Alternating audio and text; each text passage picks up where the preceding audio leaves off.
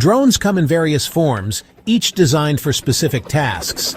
First, we have fixed-wing drones. These look like traditional airplanes and can glide through the air with minimal power. They are ideal for long-range missions, such as surveying farmland or mapping large areas. Second, there are rotary-wing drones. These include helicopters and multi-rotors like quadcopters. They can take off and land vertically, hover in one place, and are highly maneuverable.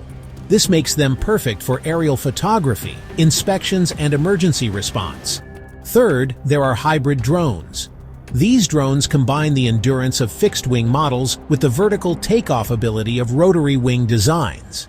They are used in cutting-edge applications like drone delivery and border surveillance. The drone is not just a flying toy. It is a sophisticated flying robot designed to help us capture breathtaking views, deliver urgent supplies, monitor environments, and even save lives.